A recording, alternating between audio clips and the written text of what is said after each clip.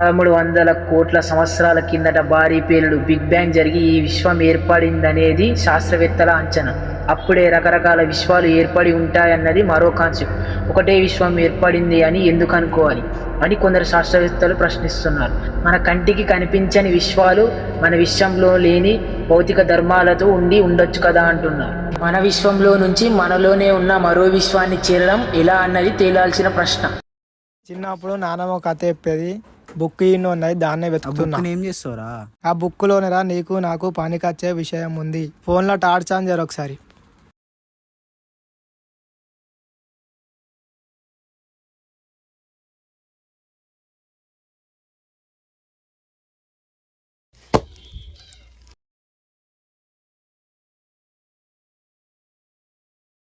ఇదేరా book మనం వెతికేది.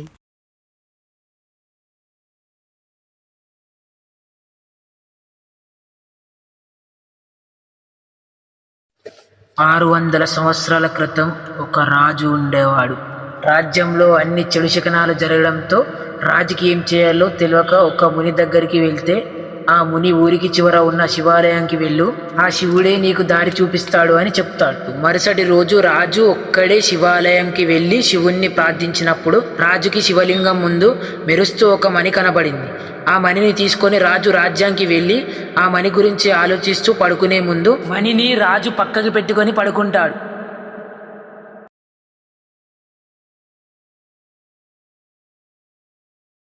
ఏంట్రా కథ మధ్యలోనే అయిపోయింది? ఇది పూర్తిగా రాయలేదా లేదా పేజీ లేవా? అదే నేను చూస్తున్నా. ఎలారా మరి? ఒకసారి గుడికే వద్దాం పారా.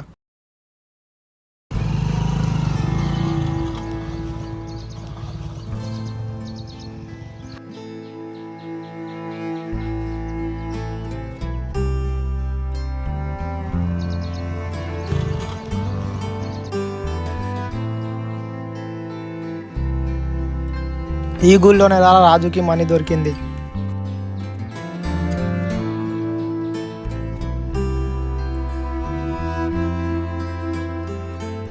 మనకు కావాల్సింది ఇక్కడ దొరుకుతారా? అదే లోపల మనం వస్తే ట్రై చేద్దాం పారా.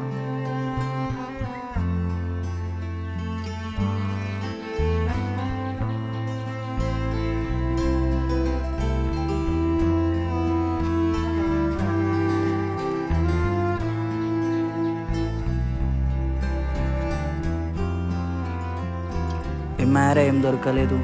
ఏమోరా మరి చూద్దాం.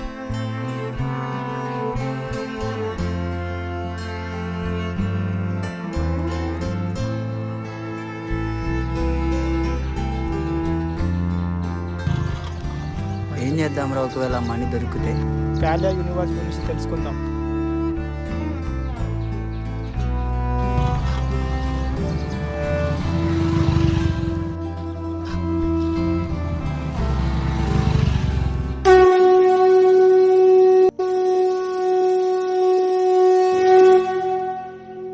పెద్దయినా రోడ్డు మీద ప్రమాదం ఉంటది, చూసుకో. ప్రమాదాన్ని నువ్వు వెతుక్కుంటూ వెళ్తున్నావు, మానుకో. ఆ మణి కథ నీకు పూర్తిగా తెలియదు, దాన్ని మర్చిపో.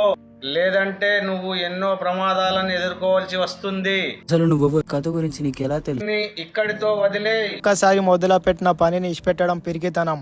నీ ధైర్యం నాకు నచ్చింది. ఆ మణి ఎక్కడ ఉందంటే ఆ రాజు ఆ మణి రాజ్యాన్ని ఉత్తర దిక్కున పాడుబడ్డ ఇంట్లో నాగబంధం వేసి పెట్టాడు.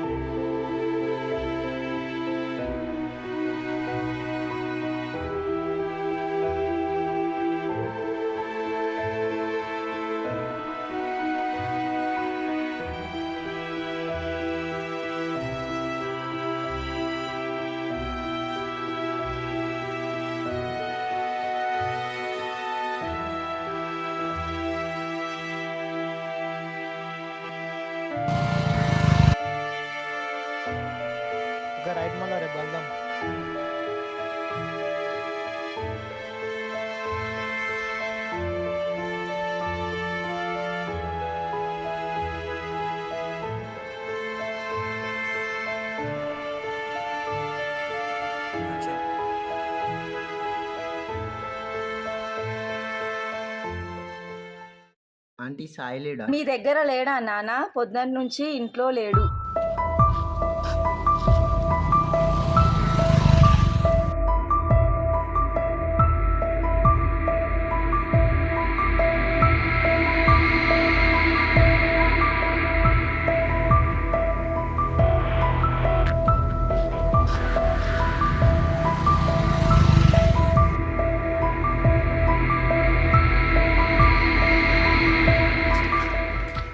నువ్వు వస్తావని నాకు తెలుసు. నిన్న మీరు చెప్పినా వినకుండా ఆ పాడుబడ్డ ఇంట్లోకి వెళ్ళాం. ఆ మనీని తీసుకొని మా ఫ్రెండ్ వాళ్ళ ఇంటికి వెళ్ళాడు. అప్పటి నుండి తను కనబడట్లేదు. నేను అప్పుడే చెప్పా అది ప్రమాదమని.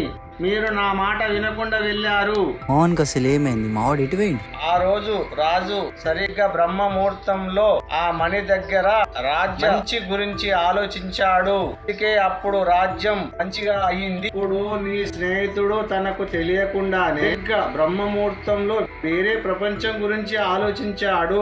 నీకు అర్థమయ్యే భాషలో చెప్పాలంటే ప్యారలాల్ యూనివర్స్. వేరే లోకాలు అనేటివి అసలు నిజంగా ఉన్నాయా? మళ్ళీ మావాడు ఈ లోకానికి రావాలంటే ఎలా?